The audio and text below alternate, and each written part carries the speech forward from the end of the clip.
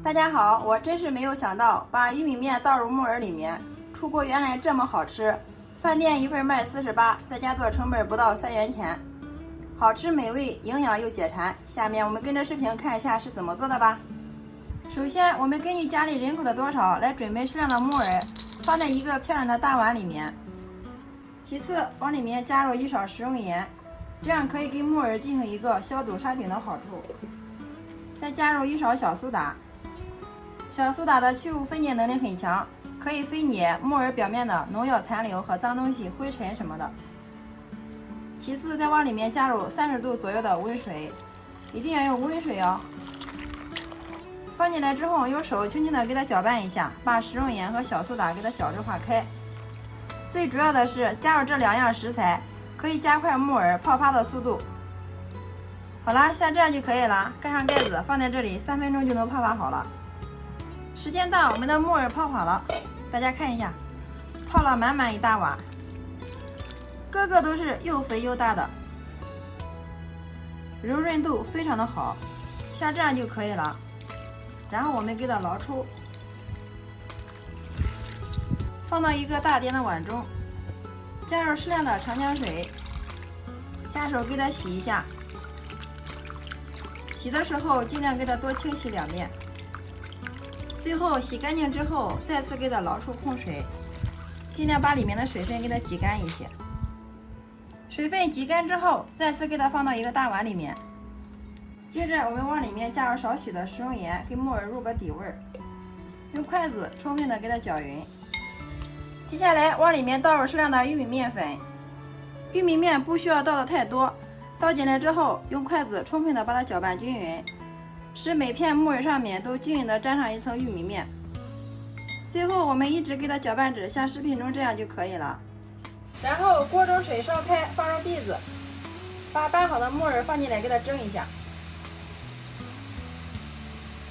放进来之后，用筷子均匀的给它摊开。好啦，像这样就可以了。盖上盖子，大火烧开，上气计时蒸5分钟。利用这个时间，准备一把大扇子放到案板上面。趁它不注意的时候，用刀都给它拍匀，再改刀切成蒜末，再切入适量性感的小香葱，全部切好之后，装上盘中备用。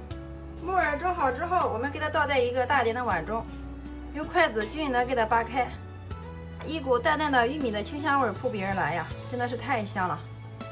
接着把我们切好的小料给它放上来，上面再加入1把白芝麻。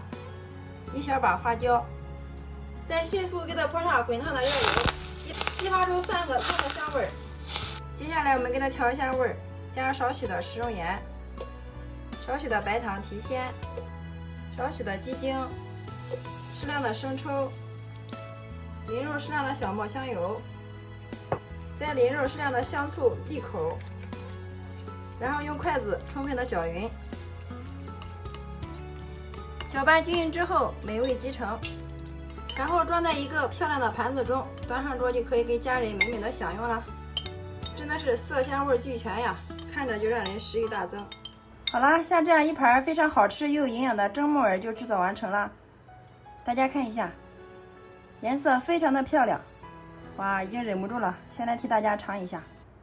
哇，真的是太香了，木耳吃起来特别的脆爽入味，咸香味优美啊。